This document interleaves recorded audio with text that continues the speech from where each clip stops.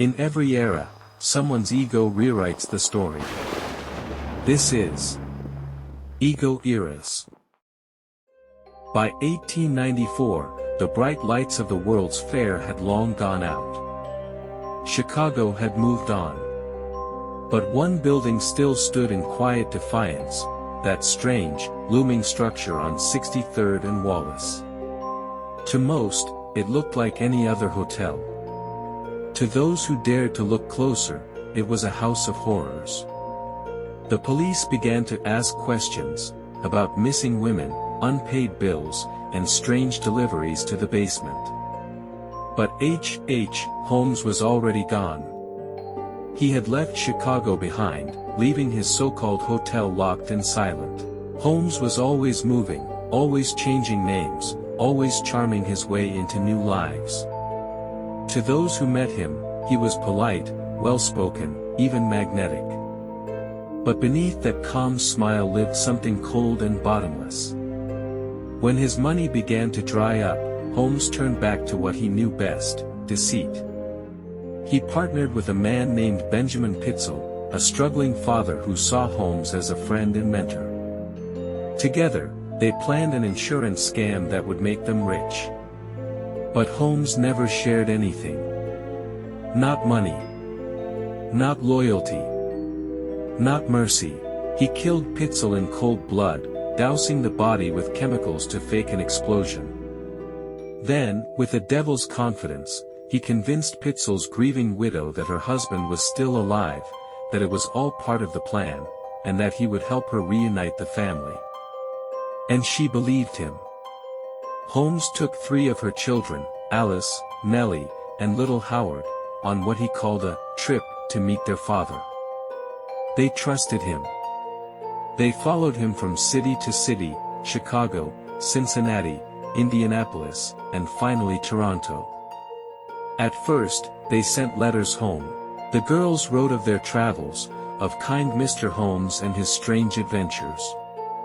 But then, the letters stopped. In Toronto, neighbors remembered seeing Holmes with 2 young girls, but after that, silence. The house went dark. When police finally searched the property, they found what they feared, the bodies of Alice and Nellie buried in the cellar. Holmes had already moved on, taking Howard with him. The boy never made it home. Meanwhile, the trail of deceit was catching up to him. The Pinkerton National Detective Agency, the era's most relentless investigators, had taken notice. They followed the web of insurance fraud, missing persons, and forged identities that all led back to one man. Eventually, they found him, not in some grand scheme, but over something trivial. Holmes was arrested in Boston for stealing a horse. He smiled when they took him in, calm as ever. But his lies were beginning to collapse. Investigators pieced together his path, his crimes, his aliases, his victims. They followed every clue back to Chicago, to that quiet corner building that had once seemed so ordinary. When the police finally entered, they were met with the stench of death. Behind its clean, respectable exterior lay walls that told stories of horror, windowless rooms, soundproof vaults, twisted metal chutes, and a basement filled with acid vats and burned remains. It wasn't a hotel. It was a machine built for death. The press called it the murder castle. And Holmes became the devil of Chicago. His trial drew crowds from across the country. Holmes, ever the narcissist, represented himself. He spoke elegantly, smiled often, and changed his story each time he opened his mouth. It was theater to him, and he was the star. He was convicted of the murder of Benjamin Pitzel and sentenced to hang. But even then, he found a way to profit from his own evil. Before his execution, he sold a confession to the newspapers for $10,000. In it, he claimed 27 murders, though some believe the number was over 200.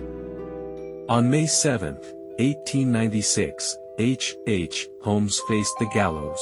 Witnesses said he stood calm, emotionless, with only the faintest smirk before the trapdoor opened. Even at the end, he seemed to believe he was untouchable. Before his death, he requested to be buried 10 feet deep in concrete, terrified that someone might dig him up and dissect his body, just as he had done to so many of his victims. Perhaps it was guilt. Perhaps fear. Perhaps, even then, his ego refused to let go. A year later, the murder castle burned to the ground. Some said it was an accident. Others whispered it was revenge. But even in ashes, the story refused to die. Holmes became more than a man, he became a symbol of human darkness, of genius twisted by vanity, of the monster that hides behind charm and intelligence. And more than a century later, his name still lingers, a whisper from the shadows of America's past.